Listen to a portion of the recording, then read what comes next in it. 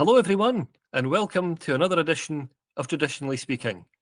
My name is Tom, and I'm delighted to be joined with Joe today to discuss something that's close to both our hearts, and that, of course, is toys. And we're continuing our series of toys by the decades, this time the 1970s.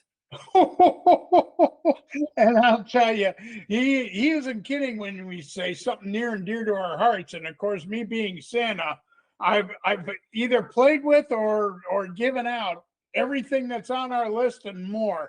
So So, just like we have done in the past, we're going to be looking at what was selling at the USA and in the UK on a year by year basis through the 70s. And as always, it's interesting to see what sells in one country, what sells in the other, if the same thing has sold or if it's completely different from place to place. and sometimes, yeah, and sold in both countries at the same time. We're at the top of the list. We got a few of those too, and it's interesting to see that. So, but yeah, I guess we should start with 1970, don't you think? Yeah, sure thing. Let's go right back to the start. So, Neil Armstrong has just been walking on the moon the year before, and what should come along but the Nerf ball, something that seemed very futuristic. and talk about something that has just grown and grown and taken different forms and that kind of thing.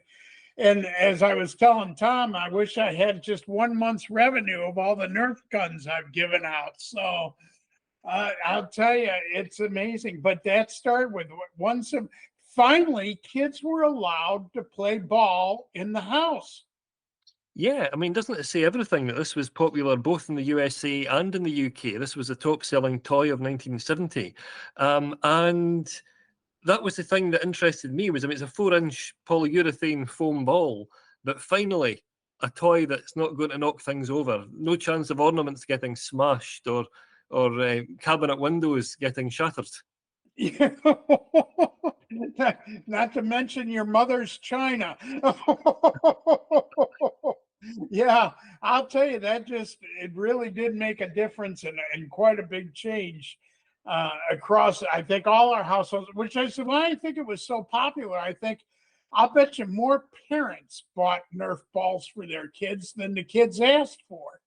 Yeah, because it was not the monkeys that used to advertise them back in the day, Mickey Dolenz and people like that. Um, Yes, huge my follow. favorite group.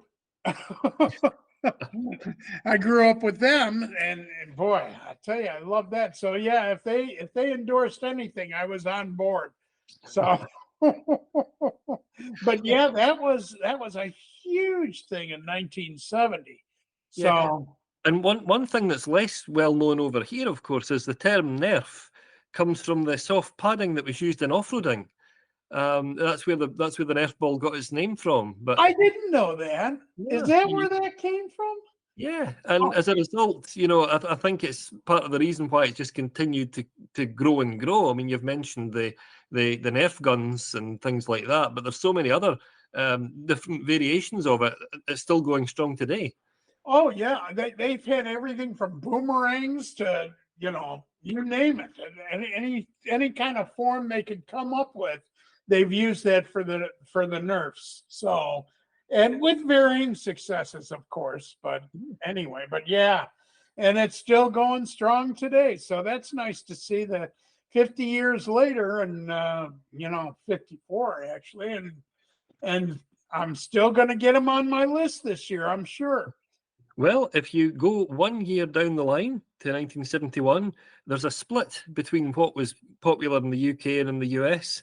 In America, it was the Weebles that were the top-selling toy, and they were really successful little roly-poly toys. It was in the UK, they were made by a company called Airfix, which I think until about the early 80s were really well known for making model airplanes and things Yes, like that, which yeah. you could assemble. But they've continued to capture the public imagination, and they're still very collectible now. Well, and everybody say it with me: Weebles wobble, but they don't fall down. Now, boy, you still hear that today. And what's even more amazing is they kind of faded out, in the late 80s and basically disappeared. and now they're back again. I see Amazon is selling them, and just it's amazing how something like that has come back, and Play School's just running with them. And now the Weebles are back, and they're taking different forms. I saw a camper and everything else, but it's amazing after 50 some years then that they are back in play, and it just fascinates me. But the UK Mastermind.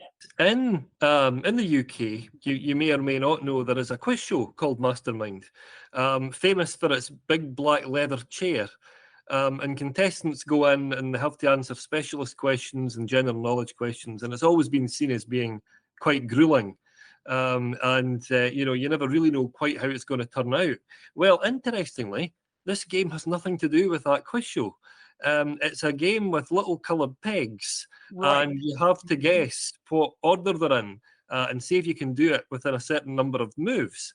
Yes, you're trying now- to break a code is basically what you're doing. So Yeah. I taught code breaking.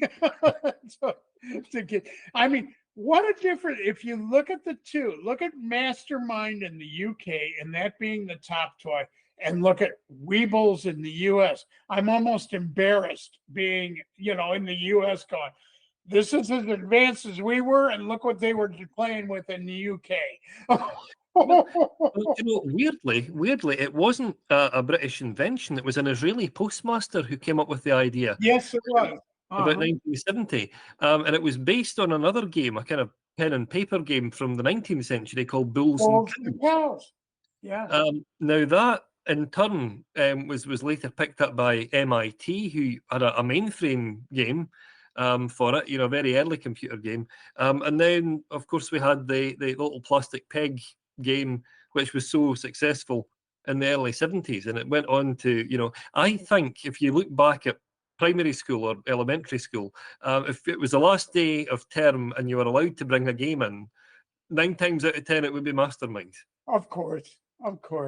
Well, and they even made an electronic version later on, in the 80s. So, because that's when we were moving toward electronics, but we'll get into that later. But anyway, yeah, that's still around, the Mastermind. You can get those, and you can do things with that even today. So yeah, there's another one that's kind of stood the test of time. You don't see it as much, but it is out there. Yeah, because even if you look at things like Wordle, it tends to work along very similar principles, Very similar. Yeah. with words instead of colours. Yeah. But then we turn the page to 1972, and suddenly both the UK and the US have the same number one toy, and that is Uno. Uno. God, boy, I'll tell you, I remember every family had an Uno deck. It was almost like Monopoly. No matter where you went, they had at least one version of this. And I think the popularity of Uno was in large part because everybody in the family enjoyed playing it. And it was definitely a family game that you could play as well as with your friends. But that was one of those that anybody could get involved with. And I think that was the key to its success and popularity. Yeah. So, and in 72, it just really went through the roof. Yeah, because it's a kind of variant, isn't it, of the Crazy Eights card game. And it was developed by Merrill Robbins, right next to Cincinnati in Ohio. Little could he have imagined, when he developed that, how massive it was going to be, that it would go worldwide very quickly. And even again today, this is another one that stood the test of time. You can certainly get Uno anywhere you wish, and I think there are still families playing with, and kids especially are still discovering how much fun that game is. So yeah, a lot of fun. Yeah. I mean, I was amazed to discover there's now a waterproof version that you can play by the pool in the summer. So it'll certainly continued to develop and to evolve, which is nice. Yeah, I mean, here again, if you got something that's really successful, you can develop different formats of it. So, But yeah, that's fun. And then, but boy, I'll tell you, didn't things change around in '73? However, both UK and US had the same favorite toy that year. But and this is another one that's still out there, Shrinky Dinks. Yeah, I Did was you amazed. ever play with that? Oh, not for a long time, but yeah, I thought they were great because you could turn them into things like pins or charms or bracelets. But what got me, of course, was the process. You know, when you heated up those polystyrene sheets, you would see Right. it kind of become 9 times thicker, but about 1/3 the size. Yeah. And it was an amazing process to watch. I know it was a marvel to, and I think that's where its popularity lied, was the fact that it changed so radically from the one you cut out with the scissors to what you wound up putting on a pin, like you said. Boy, yeah, there were a bunch of different toys like that, like creepy crawlers and things like that.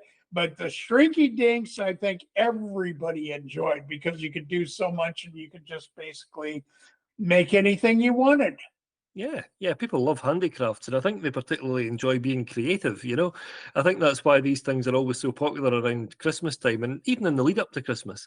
So, yeah, I think it's great because they continue to be popular today.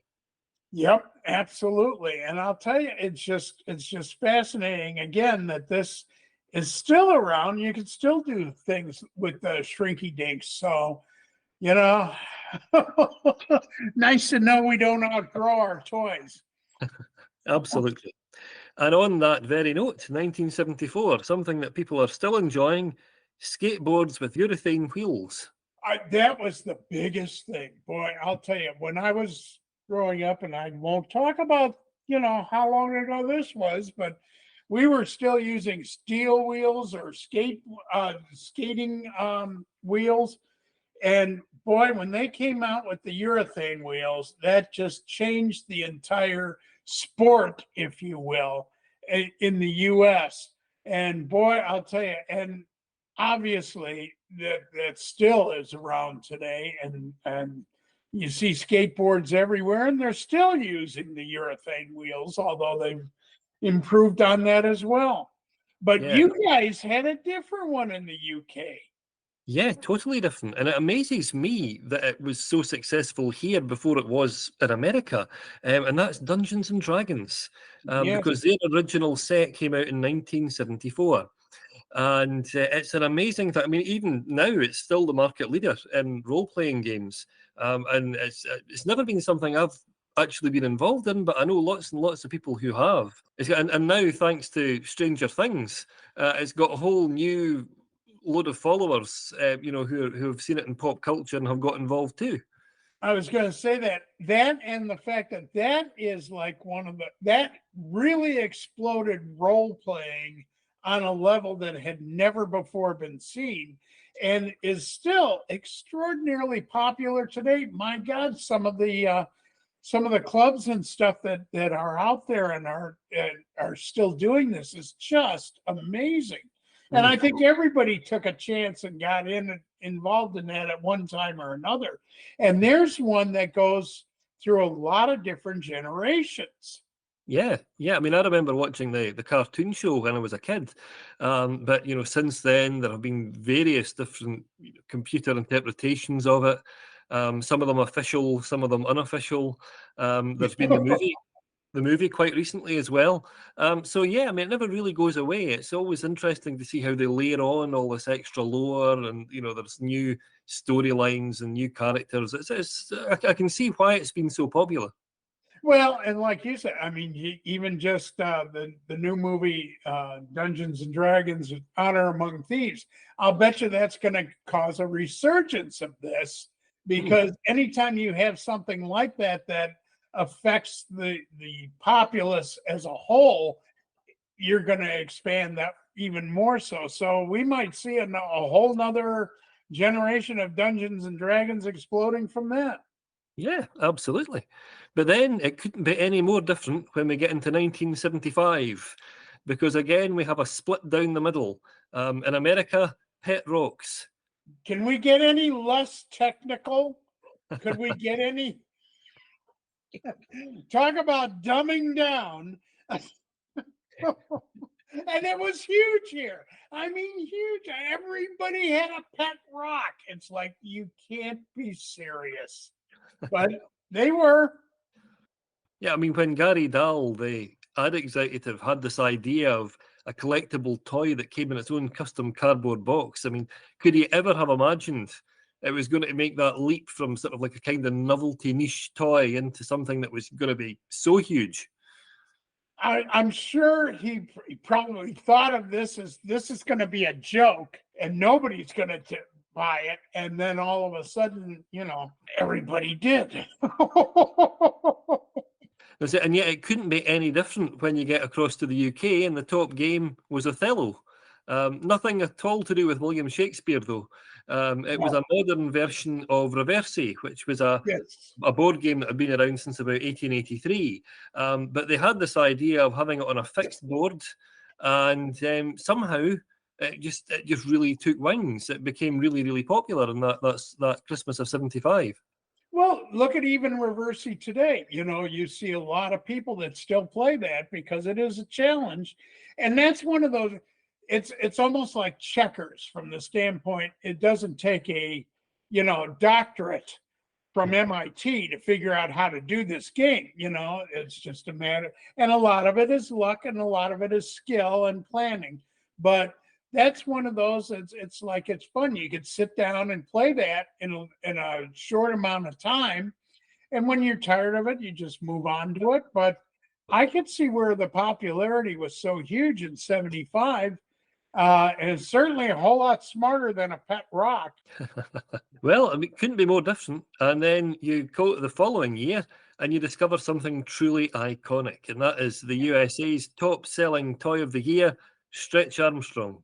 I had almost completely forgotten about that until I saw that and I went, oh my gosh. And, that was just, my God, that was just a doll with gel in it that you literally could pull around.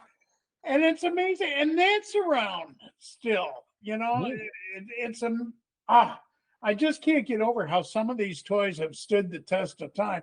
And they tried doing like several different movies of Stretch, and they finally wound up on Netflix did a series of episodes with Stretch Armstrong and his friends. And so it's funny how that kind of grew, but didn't really stay with us. But Magnadoodle has. Yeah. Now, this is very interesting, Magnadoodle, because I always think of Etch-a-Sketch when it comes to this kind of idea that you could draw and then very similar. Yeah. But this was a magnetophoretic display panel, which had a little opaque fluid layer with magnetic particles in it. And you could use it to do drawings or to use little shapes to make impressions on it. And it just really caught people's imaginations. I think, interestingly, you can see there's one in Joey's room in Friends in the apartment where there's always something different written on it. And it can be an in-joke or it can be a reference to what's going on in the episode. But that brought the Magnadoodle right back to people's memories in the 1990s. It's amazing how something, and everybody kind of pretty much forgot about it until that came out. And then it was like, oh yeah, I used to play that. That was fun. And it had a resurgence again. Yeah. So it's amazing how we see other media that affects these games and actually winds up bringing them back. So, yeah. And then, of course, we move on in our technology. Like in '77, we had the Atari 2600. Oh boy, I'll tell you, talk about an advanced video game system for its time. Yeah. I mean, before that, it was just plain Pong. Yeah. I think people always have fond memories of this console because, I mean, there are some that are really successful and there are some that are really memorable. But I don't think anyone who had one of these in their heyday will ever forget just how good and how revolutionary it was. I mean, I still have one of the sort of the more recent variations of it that plays the original games. And there's something about slotting these cartridges in and, you know, having a shot at something like Pitfall or Pac-Man or Space Invaders. You know, these really iconic games from way back when. And, you know, I think it says everything about the huge success of this, because I think 30 million units were sold worldwide, you know, which says a lot. Which is staggering for the year. You know, you figure that was 1977. I mean, that's a huge, huge number. Mm. Yeah. Oh, yeah, absolutely. And I mean, even after the big game crash of 1983, they continued to sell. I mean, right until the late 80s, you could still buy them. The games were there. It was just such a versatile format, and you know, I think it says everything that it's been so heavily emulated that people Yes. still play the games today. Well, and that really was the grandfather that really started it all. So, but you guys were ahead of us that year in 77 was something else that took off that nobody expected. Yeah, you know, weirdly, it was the Star Wars action figures, because so much of Star Wars was filmed in the UK. But I mean, it wasn't until '78 that it hit the US and became massively successful. And Um, that was the biggest toy for 78, but in 77 it was the biggest toy in the UK. We hadn't even heard about it. Yeah, I mean, hats off to Kenner, because apparently the franchise was first offered to the Mego Corporation, and they turned it down. They weren't at all convinced that Star Wars was going to be successful. So Kenner got the license, and I mean, you can only just imagine how collectible they are now. I mean, the amount of money in the first year alone. They sold 40 million figures, which I think worked out something like $100 million worth of revenue. Which is And stunning. Absolutely, you know, that had never been done before to that scale. yeah. And of course, Lucas, being as much of an entrepreneur, you know, a businessman as much as he was a filmmaker, was able to use that revenue to help finance the other films in the series. You know, starting with Empire Strikes Back in 1980. You know, it was a huge deal, and I think it became such a cultural phenomenon that people realised Star Wars was going to be here to stay. It still is, you know, it's amazing. But obviously, that was the launch of a lot of action figures that followed, and basically set up the entire market, both in the UK and the US. Yeah. So, and then, as you said, in 78, we finally caught on here and said, oh, okay, we want them too. So it was the number one toy in the US in 1978. And you guys had moved on to Hungry Hippos. Yeah, you know, whilst I would recommend anyone that finds a boxed original Boba Fett under their bed from 1977 doesn't want to throw it out, over here, as you rightly say, by 78, we were playing Hungry Hippos instead. Now, this was a game that was invented by Fred Kroll, who was a professional toy designer, and it was as so often the case, it was one of those simple ideas that is all, you know, tends to be the best, because it really got people joining in. It was a great game for the whole family, and basically there were 4 separate hippopotamus plastic characters with telescopic necks, and they were able to, their head would dart out and they could catch some of the marbles that were going past. And the winner, of course, was the person who had the most marbles. So yeah, I mean, it was such a popular game because it was the kind of game that brought the whole family together, you know, particularly around about Christmas time. And again, it was simple in design, but everybody enjoyed it. Yeah. And again, as you said, the whole family could play.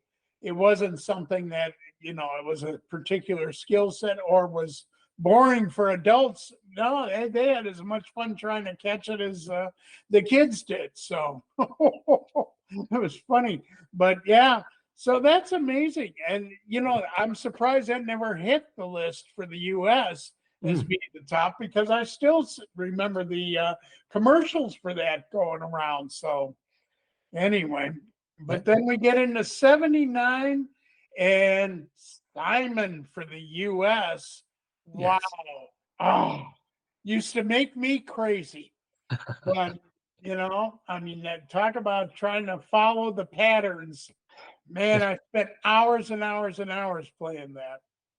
Well, they were produced by the Marvin Glass Company. And what I loved about them was, it's one of those situations where the simplest ideas are the best.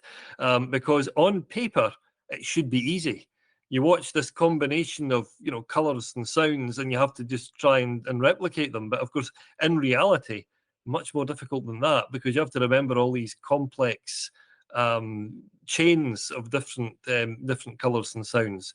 And what I liked about it, and it was one of the reasons why, of course, it sold so widely, was because it used a very readily available component, the Texas Instrument TMS 1000 microcontroller, which was used in a lot of different toys in the 70s, which meant it was very easily produced. It was very widely manufactured, and it certainly sold over here, to a whole lot of very engaged but ultimately frustrated kids as they tried to memorize all the different sequences.